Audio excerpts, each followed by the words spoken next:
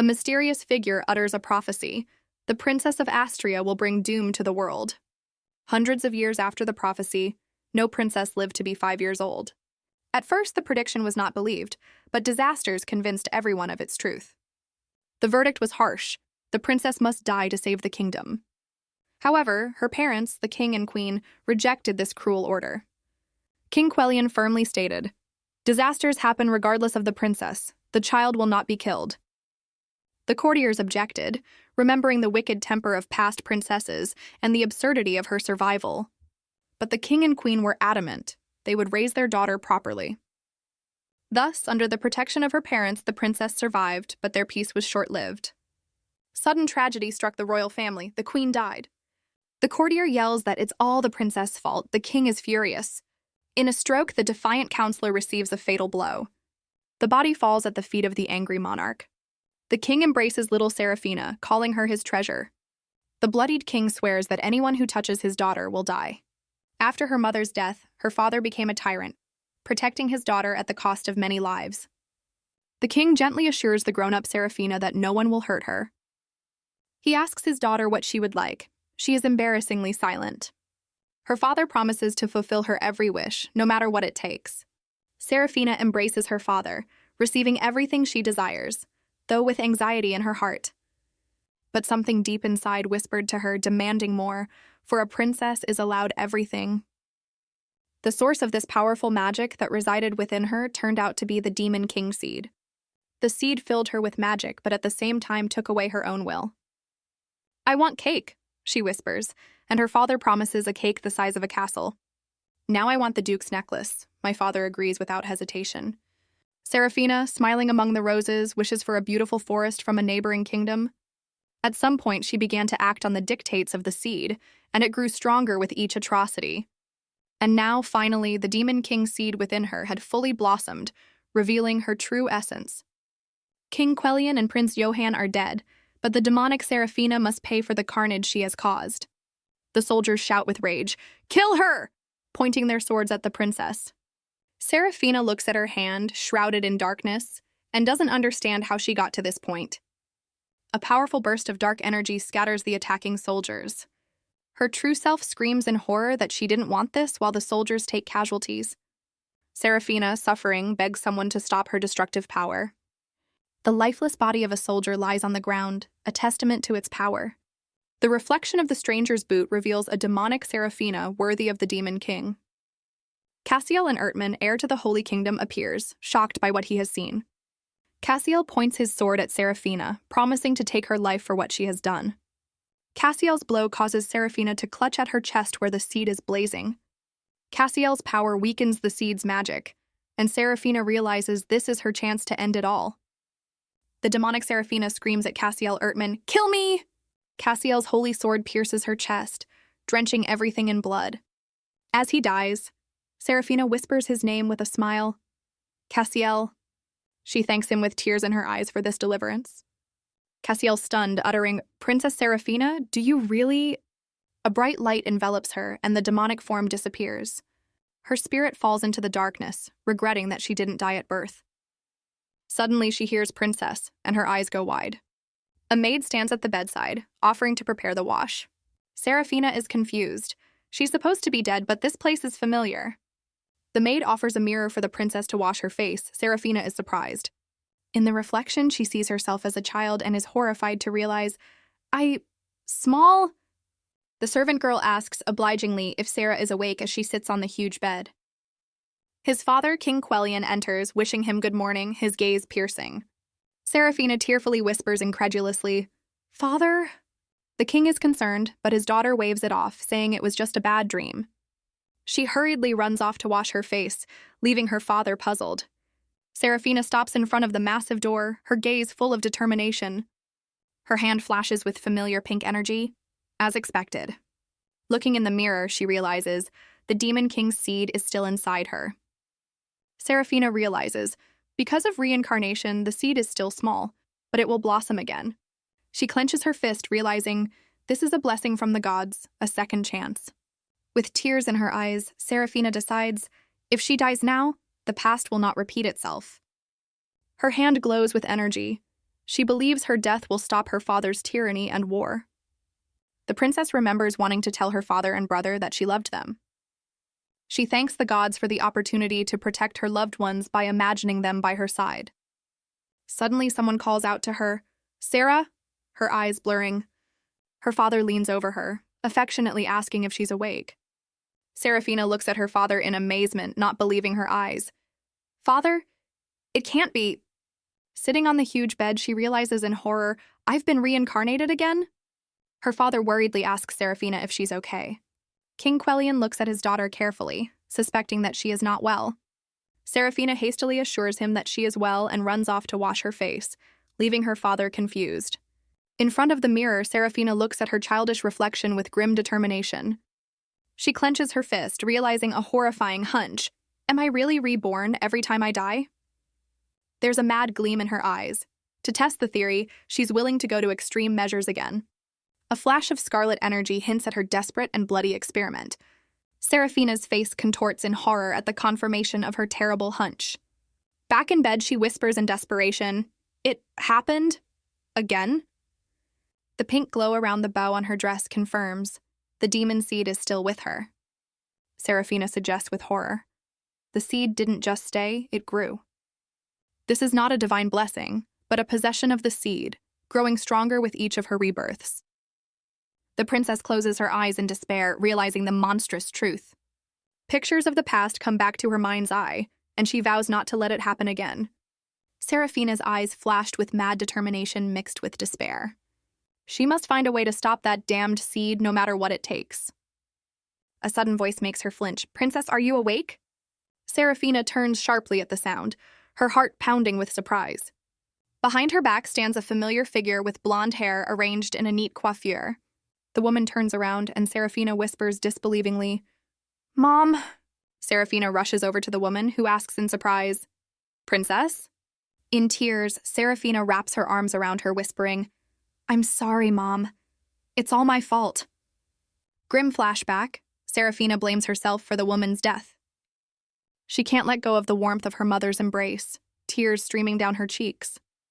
Her mother gently strokes Serafina's head as she hugs her tightly. The queen carefully wipes the tears from her daughter's crying face. Her mother asks with a smile if Serafina stayed up late and brushed her teeth. In the spacious hall, the queen wonders if the princess has eaten all the vegetables. Serafina, holding back tears, squeezes out a smile and confirms her mother's words. Suddenly, his father, King Quellion, shows up asking what's going on here. The king menacingly asks why Sarah was crying and turns to Madame Grey. Serafina flinches at her father's sudden appearance and his tone. The princess rushes forward with her arms spread, begging her father not to hurt her mother. King Quellion is puzzled by his daughter's sudden intercession. Serafina tearfully insists that nothing is her mom's fault. The father, softened, apologizes to Sarah, admitting he misunderstood. Serafina decides, first to stop her father's tyranny, then to stop his transformation into the demon king. In the great hall, the princess sits at a long table next to her mother, surrounded by maids. The young servant and maid watch anxiously. Serafina's hand reaches for the candelabra with candles on the table, her intentions unclear. The young servant clenched his teeth nervously, not believing his eyes. Serafina thanks the food, her plate shining clean. The servants are shocked. The princess ate everything without making a scandal over the dessert. The mother looks at her daughter in surprise, and Serafina promises to behave. The queen reports with a smile about the upcoming theology and etiquette classes. As the days go by, life in the palace goes on as usual. There are whispers in the palace that the princess has suddenly changed. The servants discuss that even the teacher was moved by her behavior, suggesting that she had grown up. However, not everyone believes in such a striking change in the princess. The red-haired man remarks with a chuckle that a couple of days of good behavior has softened everyone up. The red-haired man reminds her that this is about the princess from the Demon King prophecy. He chuckles, assuming she's smart and has probably realized her position. The other servants flinch when he mentions talk of isolation. The man continues that she has always acted like a true villain. Suddenly a voice is heard asking if he is slandering the princess. It is Madame Grey, and the man replies that it is not slander but the truth. He turns to Madame Grey, saying that she should know, since she has suffered the most. Madame Grey agrees that the princess has been troublesome, but not because of the prophecy. She explains that it's just childhood, remembering how cranky Serafina used to be. The red-haired man asks with a smirk if that means Madame Grey agrees with him. Madame Grey is adamant that she will never agree to the imprisonment of the princess in the temple, considering it violence. The red-haired man grins. How foolish, Madame Grey. What if she destroys the world, as in the prophecy? Madame Grey replies firmly that she would give her life to stop her if that were to happen. The man seems to retreat and says then he is leaving Madame Grey to ponder. What a shame, the redhead thinks, clearly disappointed by this turn. His sly look betrays his true motives. The princess's whims made it easier to manipulate the nobility. In the throne room, he mentally addresses his brother seated on the throne, confirming his devious plans. Madame Grey reports to the king that the princess is no longer throwing tantrums. She continues, reporting that Serafina is now actively participating in lessons. The king hums thoughtfully, stroking his chin, mulling over what he's heard. The king notices that Madame Grey does not seem pleased with his reaction. His piercing gaze confirmed that he suspected something. Madame Grey is anxious to know if his mood is again connected with the prophecy about her daughter. She hopes the change in the princess will soften the court's attitude.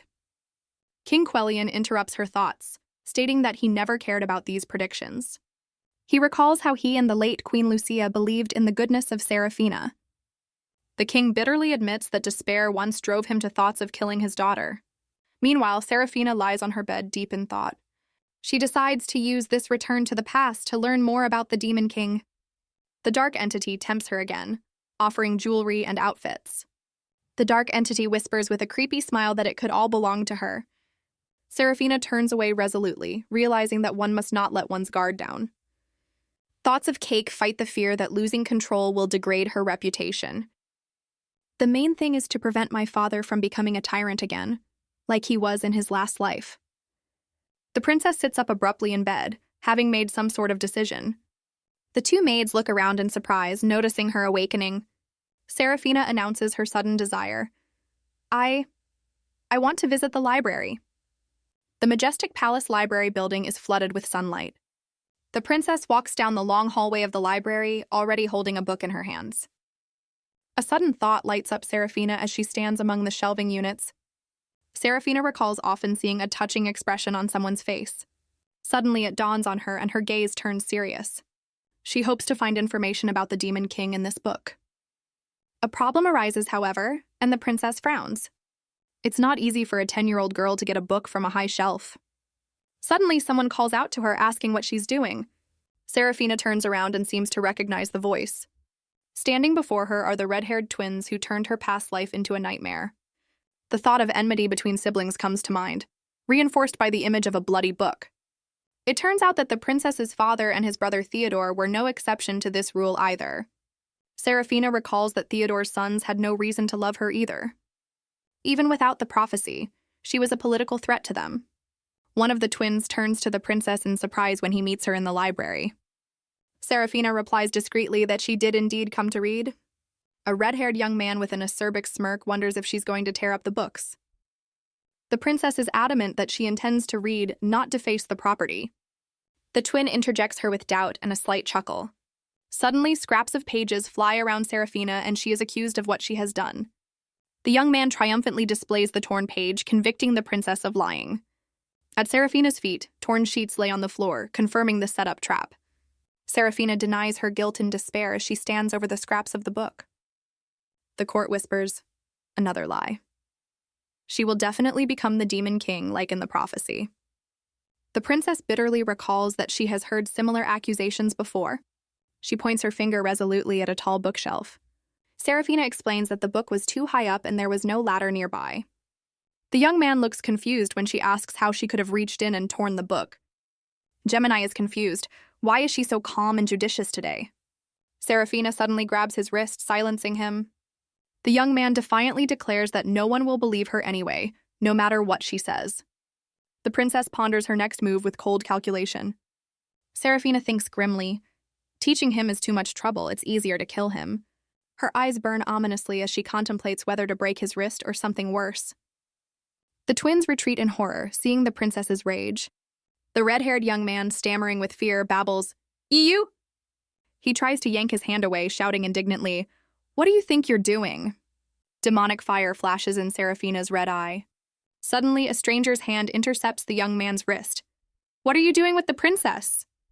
The dark-haired stranger stops the insolent man, who cries out, "Aye, your highness!" The red-haired young man's face contorted in pain and sudden fear. Serafina looks at her unexpected intercessor with surprise. Serafina recognizes the stranger as her older brother, Johann. The princess is astonished. Is it really her brother Johann? Standing before them is Johann del Rod Astria, her older brother, known for his austerity. Johann sternly asked the redhead if he was going to hit the princess. The twin hastily denies the accusation while Serafina and the other brother watch. Johann pushes the insolent man away and he falls to the floor of the library. The twins are in awe as Johann promises to officially bring it up. The older brother icily orders the offending man to step back. The red-haired young man huddled on the floor looks up at Johann in horror. Johann stands resolutely between Serafina and the defeated assailant, defending his sister. Serafina ponders. If Johann hadn't shown up, things might have ended differently. Her hand nervously clutches the fabric of her dress, giving away her inner tension. A grim thought flashes through her mind. She almost hurt someone because of her bad mood. Johann stares silently and intently at his sister, his golden eyes impenetrable. The older brother turns around and walks away, leaving Serafina behind. The princess calls out to him in desperation, "Brother!" but he keeps walking. Serafina asks with feigned joy if he's back from the summer palace and how he's feeling. Johann looks at her coldly, his face remaining stern and imperturbable. He states that he will report to his father about today's incident and tells her to mind her own business. Serafina says in surprise and confusion, "Ah, little brother," not expecting such a reaction. Serafina is left alone in the huge library, seeing her brother off with a glance. The scene changes. It's raining outside the window, drops dripping down the green leaves. The camera shows the majestic palace building in the pouring rain. Someone's hands are restlessly clutching the blanket, hinting at an ailment. Johann, pale and weakened, lies in bed in his chambers. His golden eye opens sharply, full of determination. Johann thinks he had 3 more days before he could return to the palace. Before us is Johann del Rod Astria, prince and heir to the throne. From birth, he couldn't control magic freely. His body was fragile. The parents gave all their attention to Serafina, the child of prophecy, neglecting Johann. Johann thinks bitterly. To his father, he is probably just a stranger. Flashback. He is being sent away from the estate, servants loading his belongings into a carriage. Father stands back, not even glancing up to say goodbye. His parents' imperious gesture shows Johann the only way out. Away. The prince humbly concludes.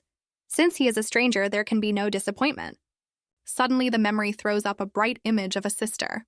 "Brother!" Johann, weakened in bed, remembers he hasn't seen her in 6 months.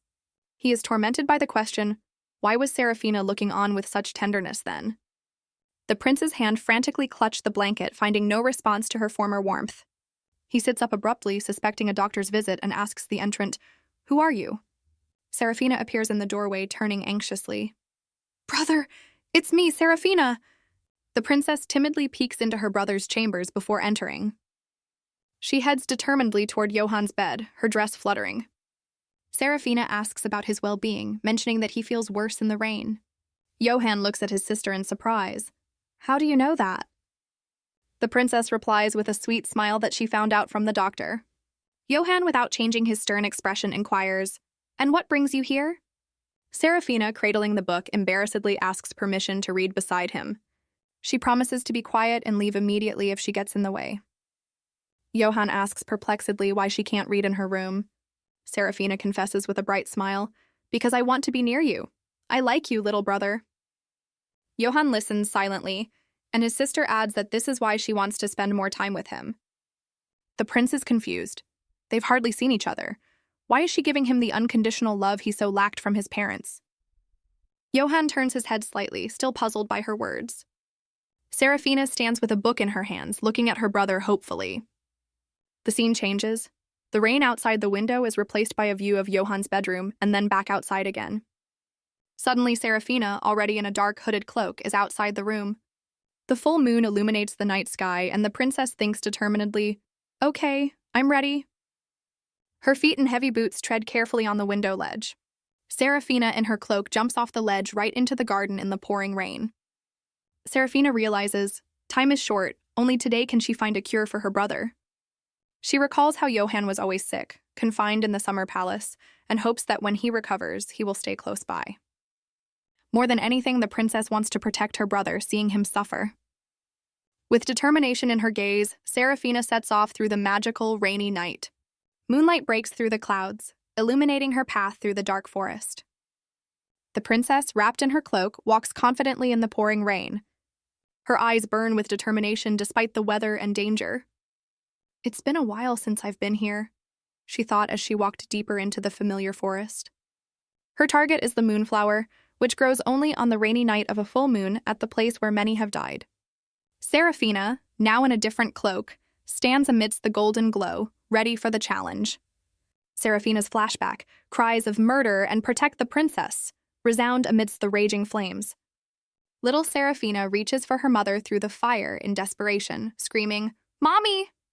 Her mother, gripped by terror, conjures up her daughter, "Sarah, you must live." A man carries away a crying Serafina, who repeats, "In spite of everything." The little princess's hand desperately reaches forward against the fire elemental. In the present, Serafina's hand clenches in the rain, remembering the tragedy. A moonflower blooms in front of her, and she whispers, "Mommy." Serafina notices luminous fairy-like creatures in the night sky. She thinks sadly that after the death of her mother and the desolation of the forest, these creatures came into being. One of the glowing fairies giggled gloatingly, covering her mouth with her hand. Serafina recognizes the glowing creatures as night butterflies, whose powder is hallucinatory and deadly. The princess stares determinedly at the dangerous creatures fluttering around her. The butterflies flash with a bright light, but Serafina knows. They're just magical critters. The fairies freeze in horror, for before them is the one who carries the seed of the Demon King. A dark entity with scarlet eyes emerges from Serafina, declaring the fairies useless. Black energy envelops the princess as she disposes of the pesky creatures. Serafina sighs irritably. These little things only get in her way. She hurries through the dirt and thorns, afraid her absence will be noticed. The princess realizes her disappearance will set the whole palace on edge. Clutching the moonflower in her hand, Serafina hopes it will cure her brother's illness. Serafina clutches the flower, thinking, "He may not love me. The important thing is that he's there for me." Suddenly, her gaze becomes hard and something swiftly rushes past. A huge prickly vine of green slime collapses nearby, barely missing her. The princess cries out in surprise, her eyes full of terror. Flames erupt around her, engulfing the forest clearing. Serafina panicked. "Oh no, we need to put the fire out now." A memory flashes back, her mother gripped by terror, screaming amidst the raging flames. Serafina stiffens in the present, her eyes reflecting flames and long-standing fear. She fights panic. "No, I can't be afraid. The flower is for my brother." A huge, spiky monster with a toothy maw emerges from the fire, looming over the princess. Serafina stares at the flames in horror, her eyes reflecting primal fear. The precious moonflowers she risked everything for are scattered on the ground. Meanwhile, rain continues to pour over the majestic palace under a full moon. In his room, Johann holds a book, but the pages remain blank to his gaze. The prince sits on the bed trying to read, but his thoughts are far away. He closes the book, admitting to himself that the day's events are keeping him from focusing. Johann decides to go to bed when suddenly he gets the alarming news. The princess has disappeared. Panic breaks out in the palace, with servants with lanterns scurrying around looking for Serafina. Someone's hand comes down angrily on the table with an order to intensify the search. An alarmed man, possibly the emperor himself, demands to find Sarah by mobilizing the entire palace. Johann reaches for the doorknob with a serious look when he hears a noise. He realizes the whole palace is on alert. His father has given strict orders. The prince thinks bitterly whether they would have searched for him as diligently if he had disappeared. The image of the vivacious Serafina, who always wanted to be close to her brother, unlike him, comes to mind. Johann's gaze becomes determined as he looks at the window. The prince stands at the window with a night thunderstorm raging outside. "It's raining so hard. Where have you gone, Serafina?" he whispers, looking into the darkness. Meanwhile, in the forest, a huge monster with many tentacles grows out of the darkness. An ominous red eye flashes in the gloom and the monster turns to Serafina. "Hey!" Serafina, pointing at the monster, boldly asks, "Have you ever had a stomachache?" The monster squirmed, its spiky tentacles twitching at the princess's unexpected question. Suddenly, a blinding beam of light pierces the monster, causing it to recoil. Serafina is thrown back by the blast wave, flames roaring around her. Her eyes flash scarlet as she unleashes her power, directing it at the enemy. The princess stands in the center of the fire vortex, her hair fluttering with the power of the attack. Serafina coldly states, "Thanks to the Demon King's seed, my very existence is poison." "Naturally, you'll die after swallowing something poisonous," she concludes as she watches the monster dissolve. A sudden realization contorts her face as she remembers, "Oh right, flowers!" Relieved, Serafina sees that the moonflowers are unharmed. She hopefully picks flowers under the moon. "This should be enough to cure my brother." Serafina, with flowers in her hands, decides, "We must hurry back." The palace reports to the emperor. There's no sign of forced entry, but the princess has disappeared. The emperor covers his face with his hand in despair. "Serafina, where have you gone?" Johann turns to his father, standing with his back to him. The prince looks determinedly at the emperor standing by the table with the map. The emperor exclaims in surprise, "Johann!" on seeing his son. Johann declares with a firm look, "I'm going to look for her too." The father grabs the prince by the arm. "Johann, your condition is too dangerous. What if you fall again?" The emperor squeezes his son's hand tightly, trying to stop him. Johann is adamant, his gaze full of determination despite his father's concern. Johann declares with his hand on his heart, "I want to find Sarah." The emperor looks at his son, a thought flashing in his eyes. "More than anything." The prince continues firmly, looking at his father. "Sarah is my little sister." The emperor silently assesses his son's resolve as he stands before him. A barely perceptible but warm smile appears on the emperor's face. Father slowly releases Johann's hand, accepting his will. The emperor utters with confidence, "Then I entrust it to you, my son." Johann nods decisively in response. "Okay." The emperor turns around and walks away, leaving the prince alone. The father proudly thinks as he looks after his son, "Johann, you've grown so much I didn't notice." Johann walks out into the pouring rain, stepping resolutely through the puddles. His face contorts with anxiety as he thinks of his sister. Thoughts of the prophecy and the constant threats to Serafina's life come to mind. The prince clenches his fists, fearing the worst, kidnapping or assassination attempt. The image of Serafina wanting to talk to him comes to Johann's mind. He runs through the palace garden, ignoring the downpour. Johann feels that he has only just begun to really get to know his sister. The prince stops in the middle of the garden, looking around in despair. Suddenly, he notices a familiar figure in a cloak and calls out, "Serafina!" Serafina turns around, looking at her brother in surprise. "Brother?" Johann is shocked to the core when he sees his sister in the rain. He runs up and grabs her by the shoulders. "Serafina, where have you been?" The princess, wrapped in her cloak, looks guilty and surprised. Serafina lowers her gaze, not knowing what to say to her brother. She rubs the edge of her cloak, realizing she can't lie. Serafina thinks sadly, "Did I ruin everything? I only wanted to help." The princess holds out something to her brother, her hand trembling. Johann looks surprised at the bouquet of white flowers in her hands. "I'm sorry, little brother," Serafina whispers. "I was looking for herbs to help you." She explains that she has heard that a decoction of these garden flowers will ease his illness. Johann wonders how his sister knew about the healing properties of garden flowers. Serafina smiles nervously, trying to come up with a convincing explanation. She clams up, realizing the truth is too unbelievable, and blurts out the first thing that came to mind. The princess with shining eyes declares that an angel appeared to her in a dream and told her everything. Johann stunnedly interjects, not believing his ears. The full moon peeks through the night's downpour, adding to the mystery of her words. Serafina guiltily lowers her gaze while Johann thinks she's been out in the rain all night because of sleep. The princess looks at her brother again, her face expressing concern. Johann asks his sister with pain in his voice, "Why?" Serafina looks even more distraught, a raindrop or tear trickling down her cheek. Serafina, trembling, confesses, I don't want you to be sick, little brother." Johann listens, a tear rolling down his cheek, and his sister wishes him a long and healthy life. In desperation, Serafina screams through her tears, "I don't want for you to die." Suddenly, a vision flashes, an adult Serafina with demonic features against a backdrop of flaming ruins. Her eye reflects Johann's lone figure in the face of the fire elemental. Johann looks at his sister in shock, her words and emotions overwhelming him. Suddenly, there are shouts calling their names. "Johann! Serafina!" The brother and sister turn around at the sound, their faces expressing surprise and alarm. Palace guards and servants with umbrellas rush toward them, shouting, "Prince! Princess!" The head knight runs up and hugs the drenched Johann and Serafina tightly. Serafina looks from behind the knight's shoulder with surprised yellow eyes.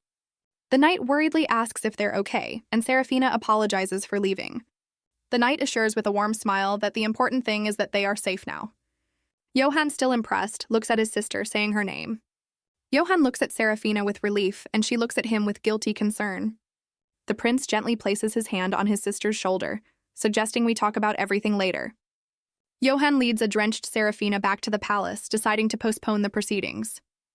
The camera shows the majestic facade of the imperial palace where they return to. Inside the palace, at a sun-drenched window, a question rings out. Did you hear that? The two maids are animatedly discussing that Prince Johann's condition has improved markedly of late. The maids whisper that this is the first time the prince has looked so calm and peaceful. One of them, peering out from behind the door, hesitates. Did she really have a vision in her dream?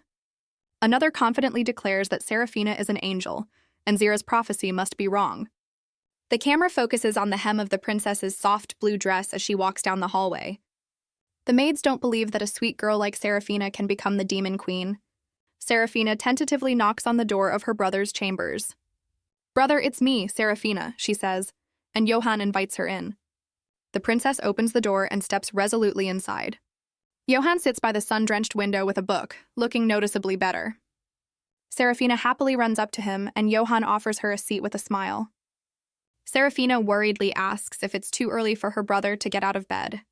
Johann replies with a smile that his father visited him often, and the medicine from her dream worked great for the Manhwa disease.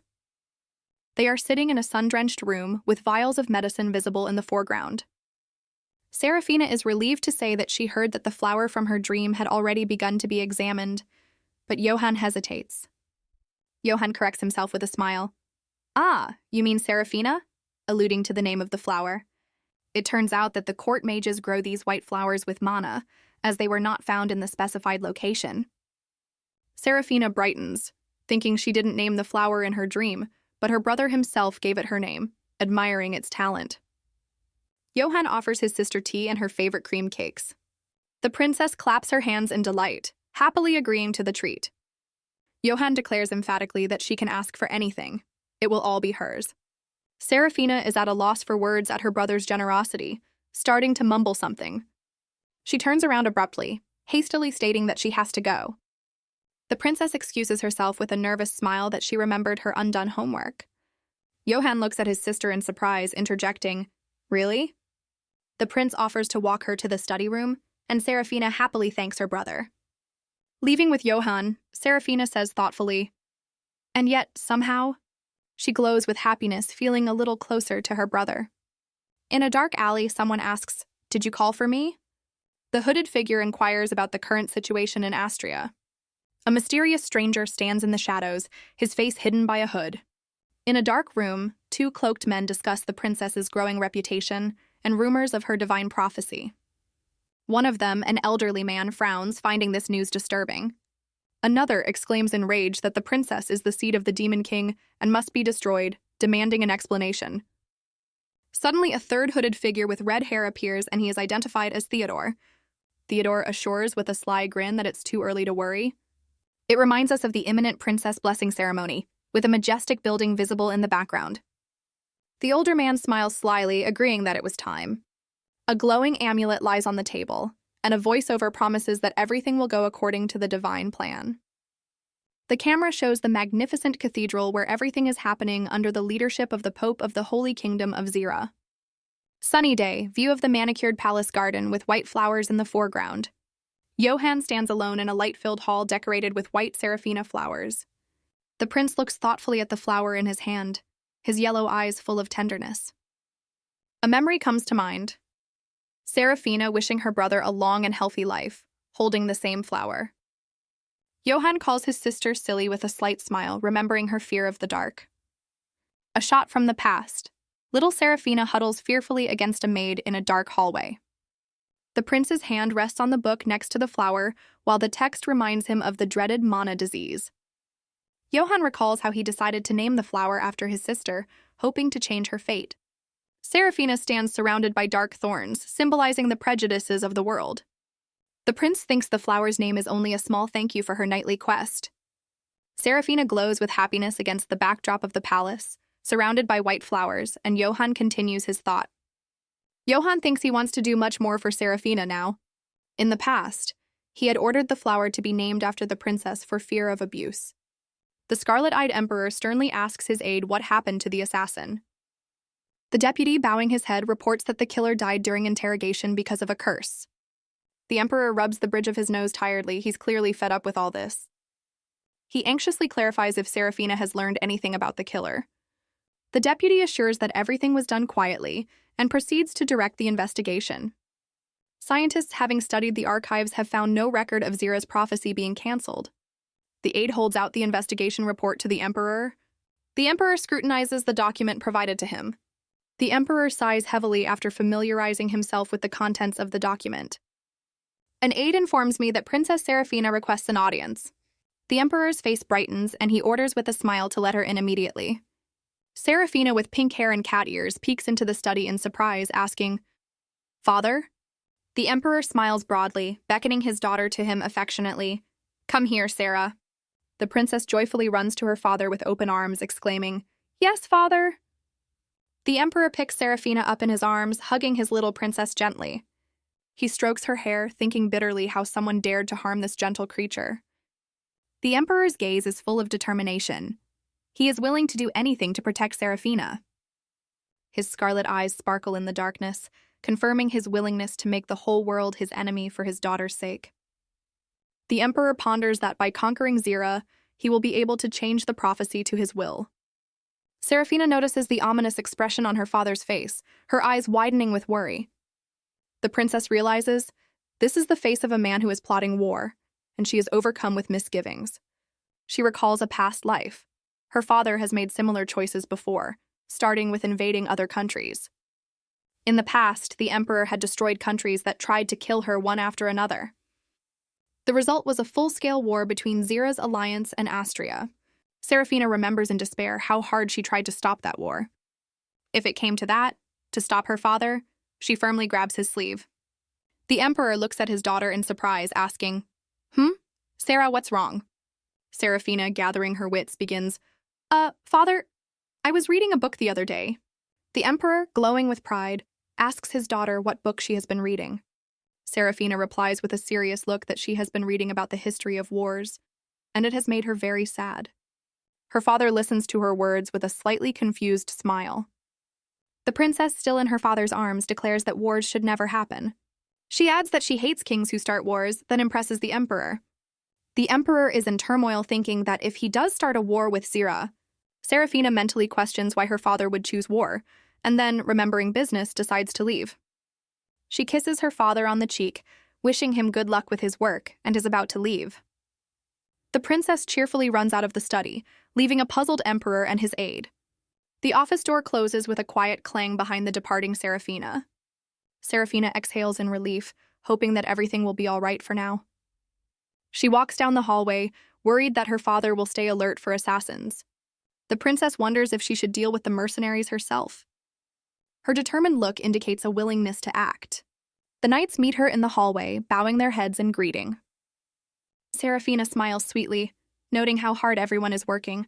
She notices a lot of knights, believing it to be overprotective of her father. The princess's gaze stops on someone, and she asks curiously, Who is that behind you?" The knight she addressed, slightly surprised, utters, "Ah." Another knight with green eyes introduces himself as a new recruit, smiling confidently.